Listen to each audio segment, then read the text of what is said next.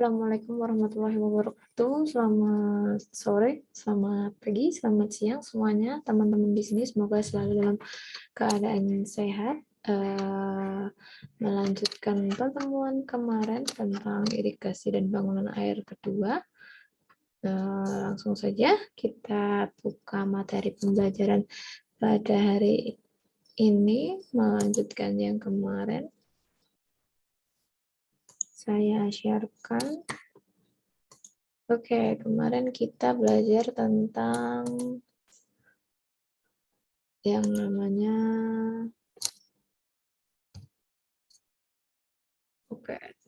kita kemarin belajar tentang yang namanya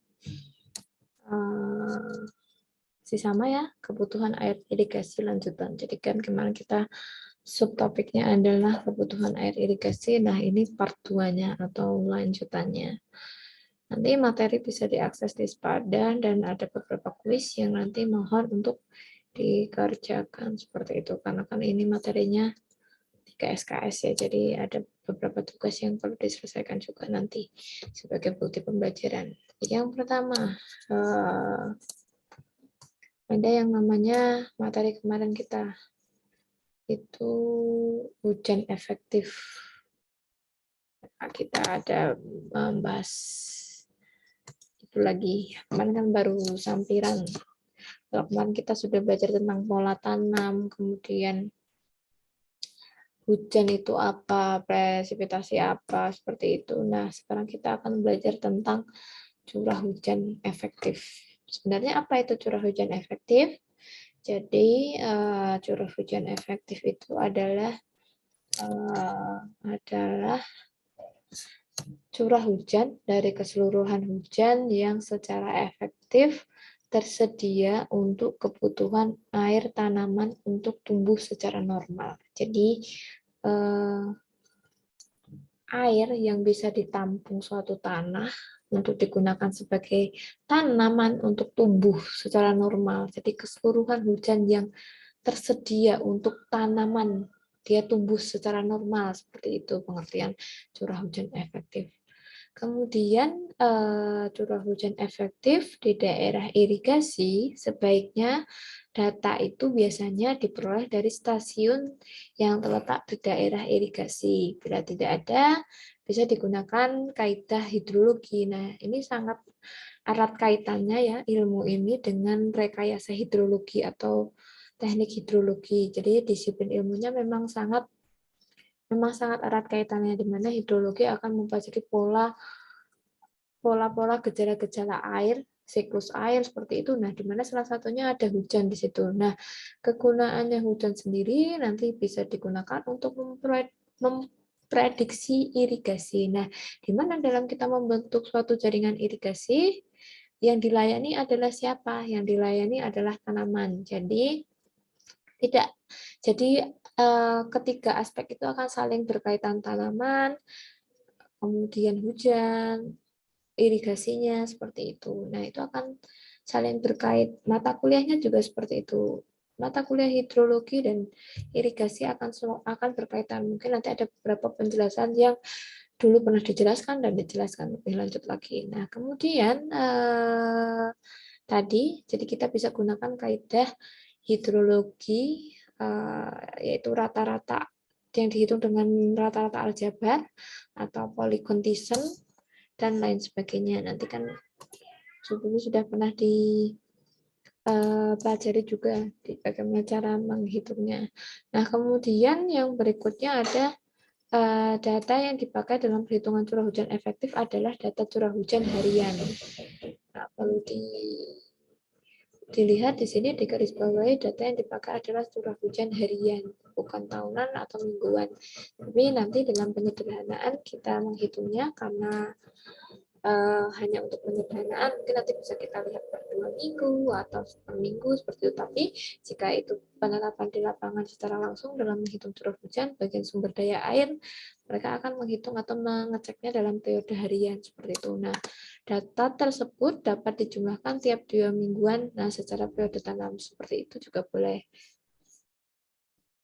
Data tetap diambil secara harian, tapi untuk penyederhanaan data dipakai dia dalam tiap 2 mingguan sesuai dengan periode tanamnya. Nah, seperti itu. Curah hujan. Nah, ada pengertian curah hujan berdasarkan Harsa Engineering Corp. Dia menjelaskan bahwa curah hujan efektif atau dipakai sebagai perhitungan curah hujan adalah curah hujan efektif berdasar kepada R80. Nah, yang artinya adalah rainfall equal or exceeding in 8 year out of 10 year. Artinya adalah curah hujan ditentukan besarnya R80 yang merupakan curah hujan yang besarnya dapat dilampaui sebanyak 80% atau dengan kata lain dilampaui 8 kali kejadian dari 10 kali kejadian. Jadi misalkan ada suatu hujan, itu curah hujan itu digambarkan seperti ini. Dalam kurva seperti ini. Ya, misalkan ini 80% itu di sini. Nah, curah hujan itu misalkan kita lihat dari angkanya yang pertama 20, kemudian 40, 60, kemudian 40, naik lagi 60. Nah, sampai mungkin dia pakainya adalah R80 ya. Jadi yang paling banyak yang dapat dilampaui sebanyak 80%. Artinya saat kejadian itu 10 diambil 8 yang paling besar yang mampu melampaui 8 kali kejadian. Misalkan ini 8 kali kejadian, dia ada 60, ini ada lagi 40, kejadian ke-9 dan kejadian ke-10 itu 60. Nah, curah hujan inilah yang akan dipakai yang terbesar dari 80. Artinya curah hujan yang besarnya dapat dilampaui sebanyak 80%. Jadi kebanyakan itu di atas dari 8 kejadian itu nilainya yang sering muncul seperti itu. Penyederhanaannya dari 8 kejadian dari 10 tahun. 8 tahun dari 10 tahun itu penyederhanaannya 80%. Ditekankan lagi bahwa curah hujan efektif ditentukan besarnya R80 yang merupakan curah hujan yang besarnya dapat dilampaui sebanyak 80% atau dengan kata lain dilampaui 8 kali kejadian dari 10 kali kejadian. Misalkan ini ada satu kejadian yang dia tinggi 100. Tapi kan ini akan sangat jarang nilai keluarnya. Ya, tetap yang akan dipakai adalah yang 8 kali kejadian ini yang banyak dipakai ya. Kita misalkan ambil dia 60. Nilai 60 akan banyak keluar seperti itu. Nah, seperti itu. Kalau kita mendesainnya dengan angka 100, mungkin itu nanti saluran irigasi kita akan tidak ekonomis seperti itu. Jadi kita pakai yang dapat dilampaui secara 80% saja seperti itu. Nah, kemudian dengan rumus statistik, ntar saya hapus.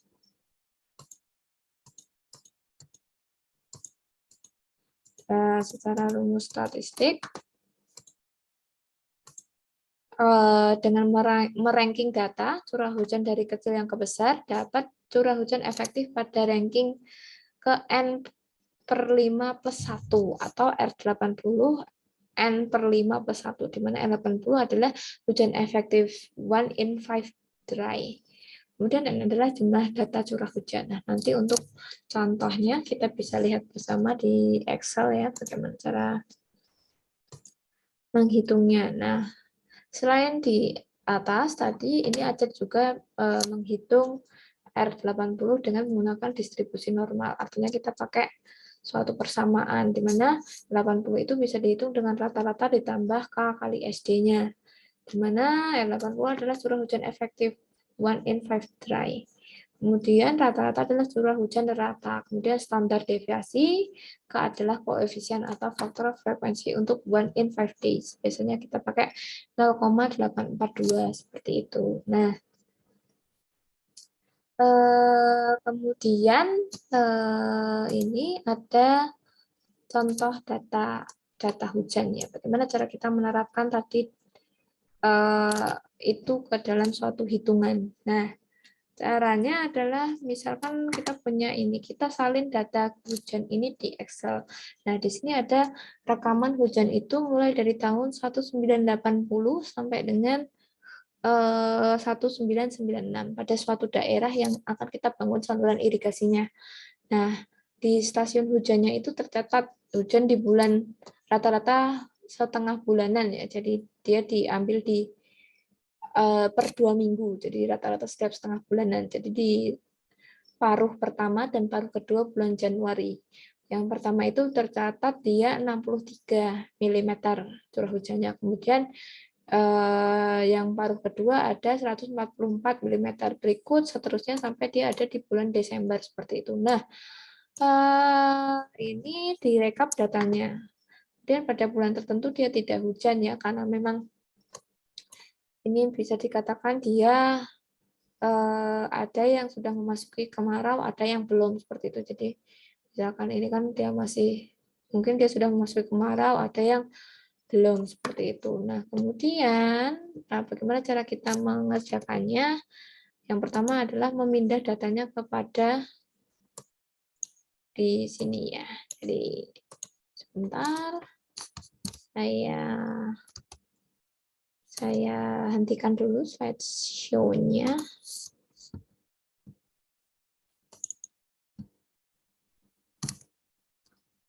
Oke,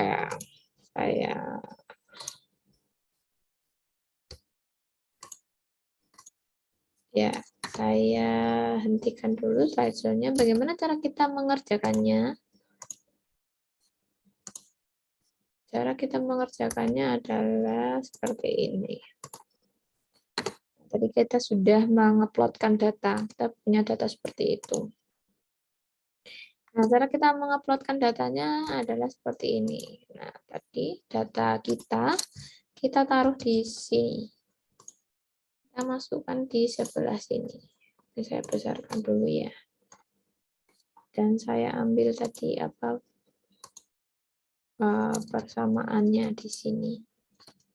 Rata-rata ditambah, bentar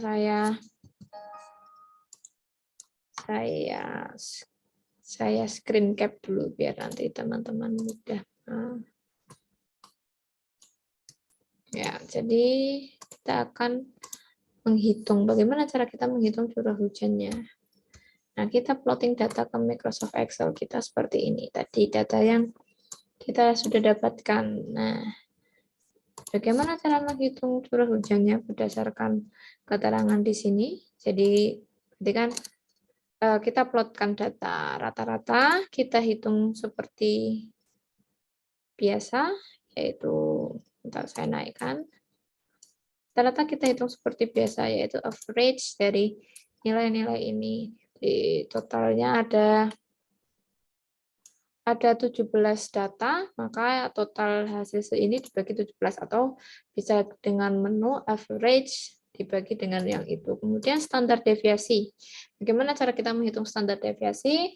Standar deviasi itu beragam ya, sama dengan STDEV. Nah, di sini ada standard deviation PS, STDEV yang ada function, ada yang tidak. Nah, karena di sini itu ada nilainya yang 0, di mana 0 itu tidak akan kita hitung, seperti itu pengertiannya. Maka yang kita ambil adalah rumus ini, STDEV, di mana 0 itu tidak dihitung, maka STDEV.S yang dipilih adalah itu, di mana daerahnya sama, daerahnya adalah 17 data di atasnya tadi. Perhitungan ini dilakukan sampai akhir di sini. Nah, bagaimana cara kita menghitung R-nya atau curah hujan efektifnya? Kita pakai persamaan ini, di mana nilai K-nya tadi adalah minus 0, saya screen cap saja. Ya, nanti teman-teman mudah juga. Di sini ya, saya taruh di sini. Di mana R adalah itu. Nah, sama dengan kita tuliskan rata-ratanya. Ditambah K. K-nya adalah minus 0,842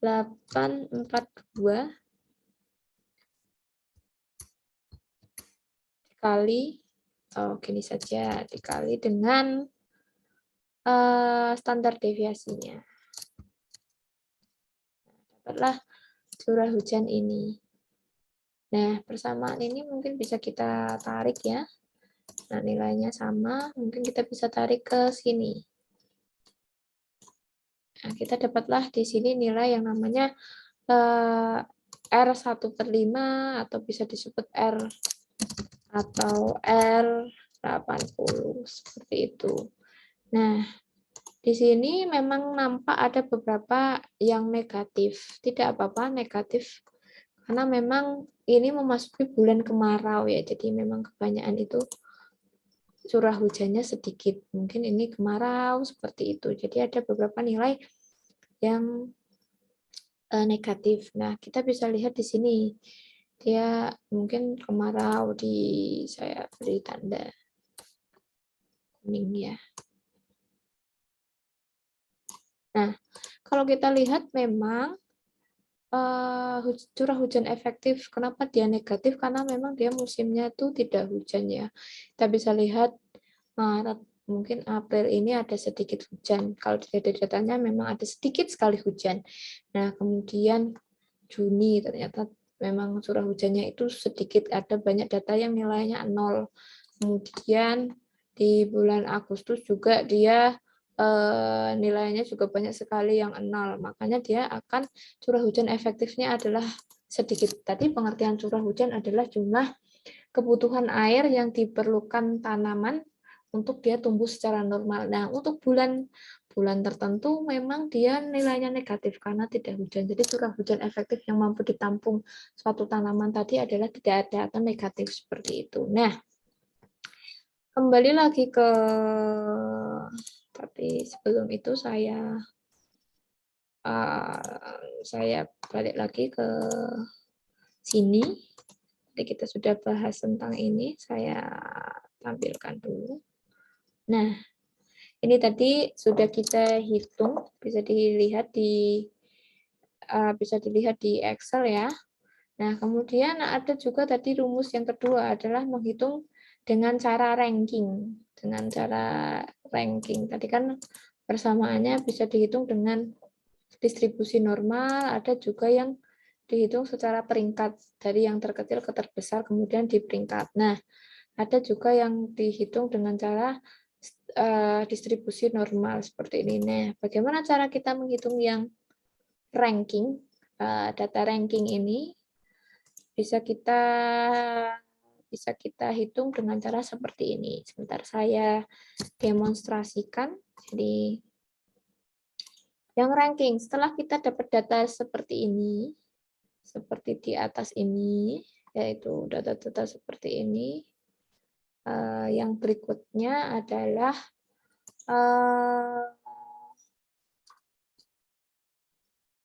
bagaimana ya cara kita meranking. Yang pertama, kita taruh di sini dulu. Kita copy pastekan dulu semua secara saya demonstrasikan ulang. Kita ambil semua data curah hujan kita. Misalkan kita ambil nilai Januari itu sampai di sini ya. Ini sebagai contoh, nanti bisa diikuti sendiri. Nah, untuk demonstrasinya saya taruh di sini. Nah, seperti ini. Nah, kalau cara ranking ini kita harus mengurutkannya. Bagaimana cara kita mengurutkan data kita? Sangat mudah sekali ya, teman-teman. Kita tinggal klik di sini, kemudian kita pilih sort. Nah, sort, kita pilih menu yang ini. Kita harus mengurutkannya dari terkecil ke terbesar. Nah, dia akan urut dengan sendirinya. Misalkan dia ada mungkin kalau teman-teman mengebloknya langsung semua, langsung dipaste datanya akan muncul pertanyaan, biasanya akan muncul seperti ini. Short warning ya. Jadi karena dia datanya itu banyak, kalau kita short satu nanti akan berubah, dia biasanya ada peringatan seperti ini. Nah, kita pilih yang ini. Continue with the current section. Nah, kemudian pilih short seperti itu. Seperti itu untuk caranya men-short data. Ini mungkin bisa saya delete lagi. Saya delete lagi karena tadi saya sebagai clear content ya. Kemudian setelah kita short data kita dari Januari paruh 1 sampai dengan Desember paruh kedua, 1 tahun penuh. Nah, bisa kita rata-rata sama, standar deviasi sama. Nah, perbedaannya di sini cara ranking adalah di pengambilan R80, R1/5 ini. Dia R1/5, caranya adalah dia hanya melihat di sini, data yang keempat. Ya, jadi data yang diambil itu data yang keempat. Itu menjadi kata kunci mungkin teman-teman di sini ya. Data yang keempat. Di peringkat kemudian diambil data yang keempat seperti itu. Nah, kemudian pertanyaannya di sini kita bisa lihat juga bahwa karena seperingkat ranking ini dilihat dia ingin dilihat bagaimana kenapa kita pakainya yang lama ya, kita pakainya dengan hasil lama karena musim hujan itu dia akan semakin berubah. Mungkin kita bisa lihat kecenderungan di setiap data itu kan ada yang tinggi, ada yang kecil, terus ini banyak. Kemudian angkanya akan acak sekali, ada yang besar, kemudian ada yang rendah di tengah, seperti itu. Angkanya itu akan beragam, akan acak. Nah, tapi dengan sistem ranking ini, dia sudah tidak memperhatikan tahun. Tahun ini ibaratnya kita delete. Dia tidak ada tahun, tapi kita urutkan data.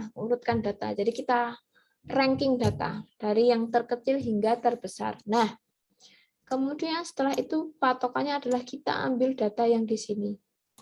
Mungkin ini bisa saya beri warna yang lain dulu ya. Mungkin kita bisa beri warna hijau. Nah, kemudian kita juga bisa lihat di sini ya, mungkin.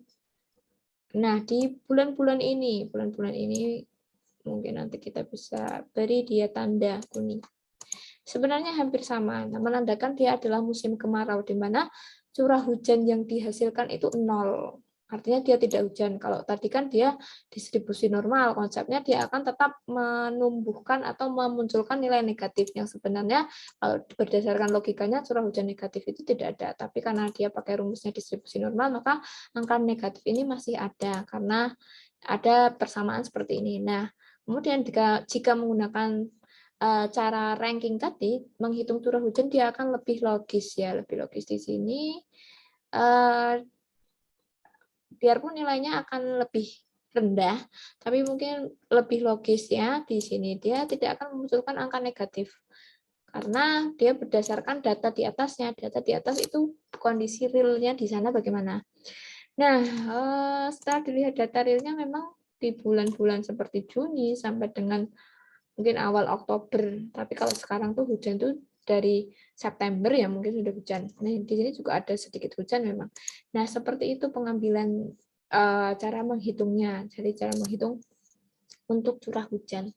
Nah, ini nanti kita jadikan pedoman untuk menghitung curah hujan yang nanti juga bisa digunakan sebagai perhitungan di saluran irigasinya. Bagaimana cara mendesain saluran irigasinya. Nah, kemudian yang berikutnya ada yang namanya hujan efektif untuk tanaman padi.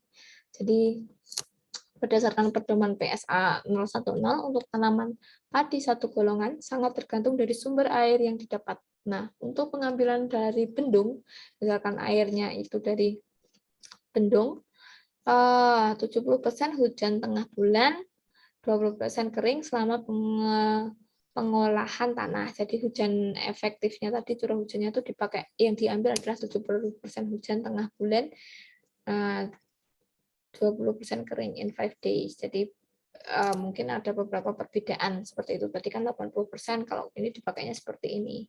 Nah, kemudian yang berikutnya nanti bisa dibaca sendiri. Misalkan ini untuk irigasi dengan waduk, dia akan pakai curah hujannya seperti ini yang dipakai untuk perhitungan.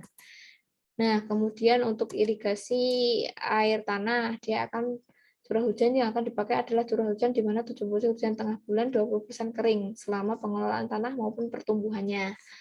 Nah, ada ketentuan-ketentuan tersendiri berdasarkan air irigasi itu diambil dari mana. Kemudian kalau untuk irigasi sistem golongan, misalkan dia ada berdasarkan golongannya berapa, nah nanti akan diambil ketentuan-ketentuannya seperti itu. Nah, kemudian yang kita pelajari lebih lanjut adalah hujan efektif. Tadi ada curah hujan efektif seperti itu. Kemudian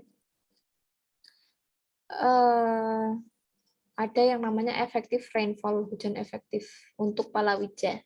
Jadi contoh penggunaannya kita menggunakan berbasis data. Jadi misalkan ada data seperti ini. Di sini adalah rata bulanan hujannya. Nah, saat kita tadi sudah punya rata-rata hujannya, kemudian ini ada rata-rata dari ET, ya, ET evapotranspiration. Jadi seperti itu, dia seperti itu. Nah, misalkan ini ada satu data ya, ada curah hujan rata-rata bulanan. Misalkan kita pilih 225 hari dan ET rata-ratanya ada 150. Jadi hujan efektifnya bisa ditentukan dengan sangat mudah. Kita tinggal menarik dari tadi hujan rata-rata. Hujan rata-rata adalah ini, ET rata-rata adalah ini. Hujan rata-rata 225 dan ET adalah 150. Nah, dapatlah efektif rainfall adalah 74. Cara menentukannya seperti itu. Nah, 74 di sini. Yang berikutnya, bagaimana cara kita menghitung koreksi kedalaman air? Jadi kalau ada tampungan sawah atau tampungan irigasi air, nah di situ ada koreksi kedalamannya. Koreksi kedalaman air ini masih berhubungan dari yang sebelumnya. Di situ disampaikan bahwa ada beberapa faktor yang mempengaruhinya. Nah, ini ada effective storage mulai dari 20 saat tampungan air di suatu sumber itu dia 20 misalkan 20, 25, 37 sampai dengan 200. Kemudian storage faktornya dia kan dipengaruhi beberapa hal ya, dia akan bisa mengembang, bisa menurun. Tampungan air kan bisa kadang lebih banyak berkurang. Nah, di sini ada faktor-faktor yang mengoreksinya seperti itu. Nah, idealnya effective storage itu di tingkat ini 75. Dia faktornya adalah 1. Nah, maka misalkan ada soal dia hujan rata bulanan 225, ET-nya 100. Bagaimana kita menghitung effective storage-nya? Jadi kita sudah lihat juga ya bahwa 225 masih berhubungan dengan ini, 225 dan 100. 225 dan 100. Dapatlah dia 66 di sini. 66 di sini. Nah, kemudian bagaimana efektif rainfall-nya setelah dikoreksi? Jadi tadi efektif rainfall dapat dari tabel ini. Kemudian kita koreksi lagi berdasarkan faktor koreksinya. Nah, tadi sudah dapat 225 dan 100 itu dapatlah hujan efektif itu dapat 66 di sini katanya. Tapi 66 itu belum dikoreksi dengan faktor koreksinya. Nah, bagaimana cara mencarinya? Di effective storage-nya adalah 100. Maka kita bisa lihat 100 itu 1,02. Nah, 1,02 kita taruh di sini. 1,02 dikali hasilnya tadi, hasil dari tabel ini. Tabel sebelumnya 66, karena dia 100 dan 225. Nah, maka efektif rainfall-nya adalah, hasil akhirnya adalah ini, 67,32 mm, seperti itu. Nah, bagaimana dengan tinggi genangan? Tinggi genangan itu adalah pergantian air genangan diperlukan untuk penyiangan, pemberian pupuk pada tanaman berdasarkan dia itu air yang tetap harus di situ. Namanya genangan, dia akan terhenti di situ. Bagaimana air itu akan tetap berhenti di situ? Nah, besarnya biasanya adalah 50 mm selama setengah bulan atau 3,33 mm per hari pada bulan ke-1 dan bulan kedua. Nah, dari penelitian sebelumnya memang karena kita belajar irigasi itu erat kaitannya dengan tanaman ya, jadi kita juga harus belajar bagaimana menggenangi suatu sawah itu seperti apa. Nah, ini memang materinya berat, bagi saya juga berat karena saya yang bukan ahli hidro, harus menyampaikan sumber daya air seperti ini memang lumayan berat. Jadi nanti misalkan teman-teman di sini ada pertanyaan bisa disampaikan saya. Bila saya bisa menjawab, saya jawab. Tapi misalkan saya tidak bisa menjawabnya, mungkin nanti saya akan bertanya juga ke Bu Putri atau Bu Retno karena memang keduanya lebih mempelajari ini lebih banyak daripada saya seperti itu. Nah, dari penelitian pengaruh tinggi genangan terhadap hasil panen menyebutkan bahwa tinggi genangan 2,5 cm akan menghasilkan 55% lebih tinggi daripada digenangi 10 cm. Nah, ini dari IRRI Filipina. Bahkan tinggi genangan melebihi 10 cm akan mengurangi hasil padi seperti itu. Nah, ini kan 50 mm itu sama dengan 5 cm ya, kalau nggak salah. Nah, dia menyebutkan bahwa ini tadi kan 5 cm, menyebutkan bahwa genangan dengan tinggi 2,5 akan menghasilkan 50% lebih tinggi daripada digenangi. Nah, di sini mungkin kalau airnya terlalu banyak, memang juga tidak baik seperti itu. Jadi, penelitian ini di Filipina dia lebih menyarankan genangan itu 25 cm. Dia akan lebih menghasilkan 50% lebih tinggi daripada yang digenangi dengan genangan air 50 cm. Jadi genangan air itu bisa berbeda-beda seperti itu. Tapi ada idealnya. Nah, mungkin kurang genangan itu tidak baik, lebih genangan itu juga tidak baik. Di Indonesia sendiri, dari laporan penelitian di Cimano, bahwa tinggi genangan itu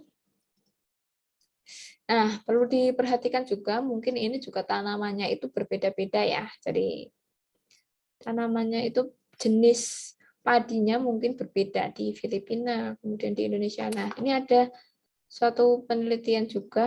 Nah, ini perlu dikoreksi ya, saya juga dapat materinya ini mungkin dari Bu Putri juga, bahwa tinggi genangan 22 cm dan untuk padi si gadis tumbuh lebih tinggi dan pertumbuhan akan anaknya tertahan, sedangkan hasil jerami lebih berat dan gabah kurang. Padi si gadis ternyata memberikan hasil pada tinggi genangan.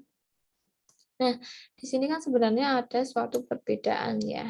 Nanti mungkin bisa dicari juga untuk kalian. Saya berikan di kuis. Nah, ini kan satuannya mungkin agak tidak masuk ya. Yang satu ini sampai 20-an ke atas, yang satu hanya 2,5. Ini ada 5 cm, ini 10 cm. Nah, mungkin nanti ada di kuis saya tambahkan. Carilah tinggi genangan, saya tambahkan sekarang. Mungkin saya tambahkan sekarang sekalian sebelum saya lupa. Jadi berapa tinggi genangan 3, berapa tinggi genangan untuk tanaman seperti pada materi halaman 14 ya, halaman PPT materi PPT halaman 14. Carikan sumber di Indonesia bagaimana. Nah, seperti itu ya. Jadi PR-nya adalah ini. Oke, balik lagi ke materi yang tadi. Nanti bisa diperhatikan, dicari sebagai kuis. Nah, kemudian efisiensi irigasi. Nah, efisiensi irigasi sendiri adalah untuk daerah irigasi yang luas, seluruh jaringan dipakai itu biasanya efisiensi irigasi itu dia akan terpakai optimal itu 60-65% saja. Jadi air yang diberikan untuk irigasi dan kepakai secara efisien 100% itu tidak mungkin. Jadi ada kadar yang dipakai itu biasanya kalau yang luas dia hanya optimal sampai titik 60% sampai dengan 65%. Nah, untuk daerah irigasi yang kecil dan pemberian airnya diatur dengan baik atau irigasinya diambil dari waduk atau air keluaran yang dapat dipakai lagi, dalam jaringan tersebut besar efisiensi dapat lebih, namun tidak akan melebihi 75%. Nah, di sini ada ketentuan juga. Nah, semakin kecil saluran irigasi dan dia dekat dengan air keluaran, dia efisiensinya akan semakin besar. Tapi dia ada catatan juga, dia tidak akan melebihi 75% efisiensi. Maka air yang dialirkan itu akan mengalami kehilangan air. Dia tidak akan serta-merta dia langsung diambil seperti itu air irigasinya. Nah, ini ada suatu kejadian juga di saluran irigasi di saluran Mataram. Saya karena dulu kuliahnya di Jogja, jadi tahunya saluran Mataram. Saluran Mataram itu dia saluran irigasi di Yogyakarta yang dibangun dari zaman Belanda ya. Dia merupakan saluran yang sangat besar dan sangat sistematis dan sangat baik ya. Dia menghubungkan dari waduk di hulu sampai ke hilir seperti itu. Jadi air irigasi di sana itu banyak sekali malah dimanfaatkan, diambil oleh warga malah untuk menyiram tanaman, kemudian mencuci motor seperti itu. Nah, di situ juga akan mengalami yang namanya kehilangan air ya. Jadi dia tidak akan 100% sampai pada daerah serapannya. Nah, bila suatu daerah irigasi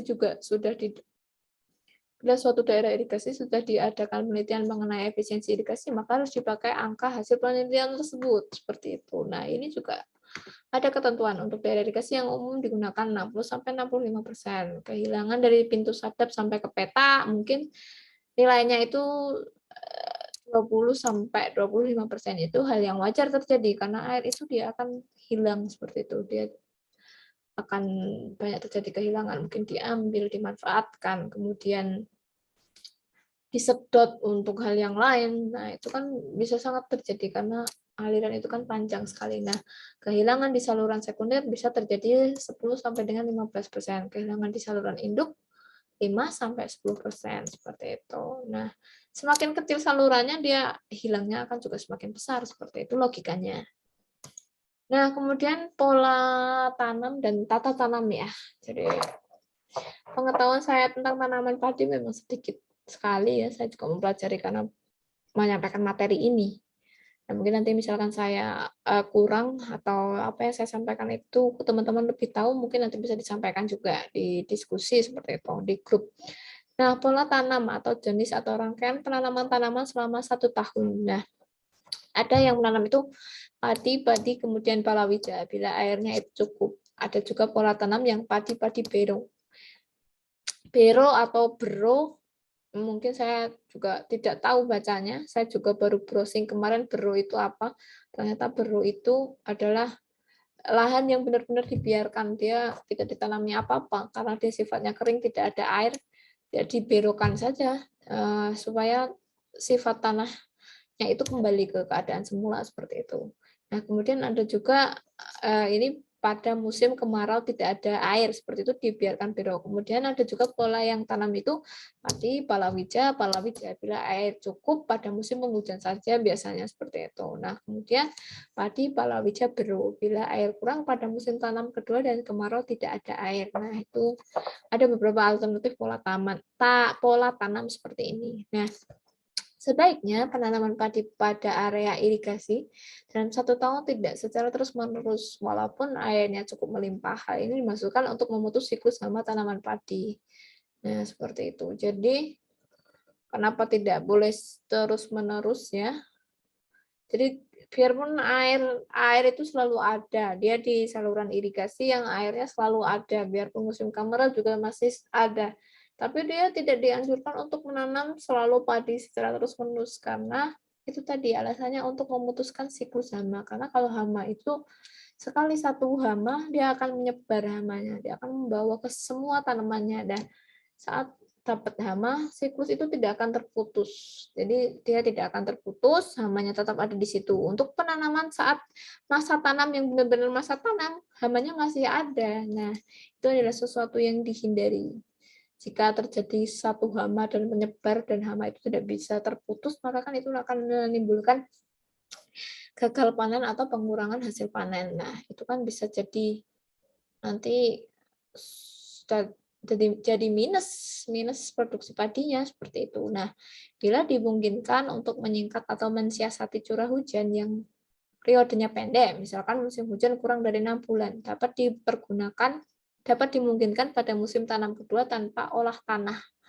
Hal ini bisa dilakukan apabila jenis tanahnya memenuhi syarat seperti itu. Jadi misalkan dia curah hujannya tuh cuma tidak sampai 6 bulan ya, jadi hujannya itu periodenya pendek. Nah, dia tidak boleh dilakukan tanpa olah tanah, artinya tidak perlu mengeringkan, kemudian kita mengolah tanahnya, tapi kita bisa langsung panen, dicabut-cabuti, dibajak, ditanami lagi, seperti itu boleh tanpa harus diberhentikan terlebih dahulu.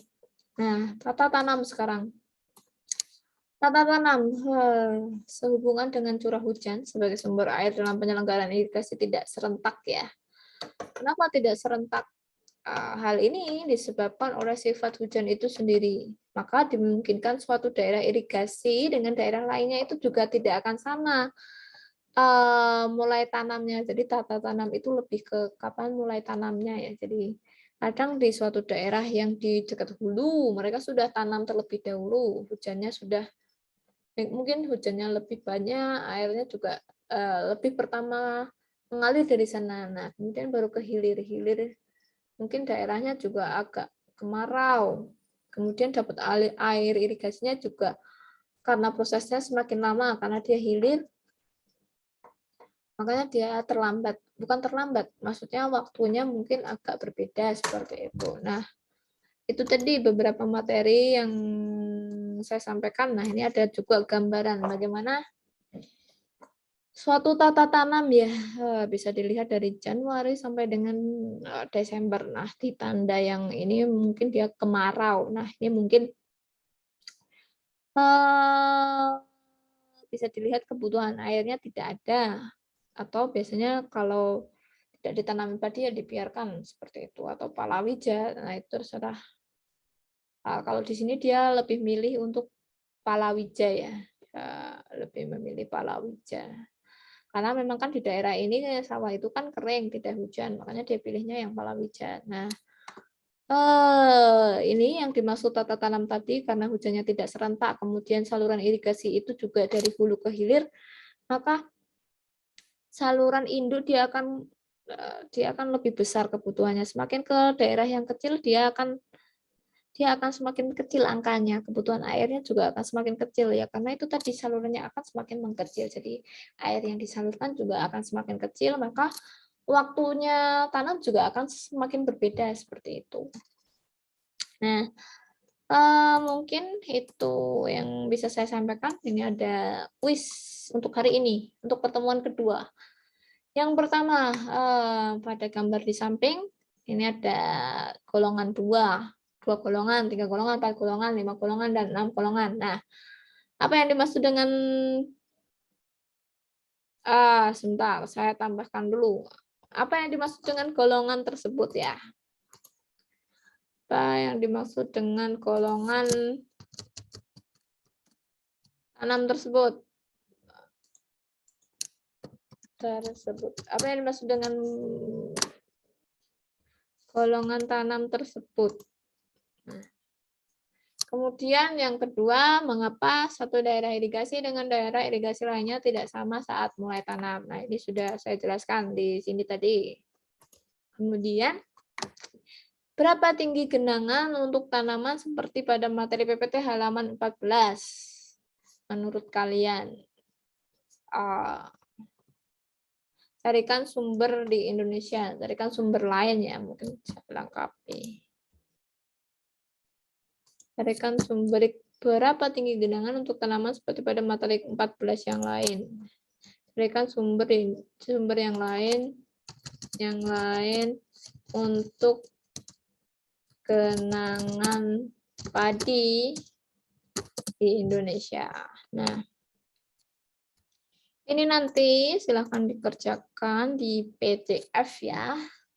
Bisa diketik, nanti diberikan di PDF, dikirim di Spartan, nanti saya berikan kolomnya.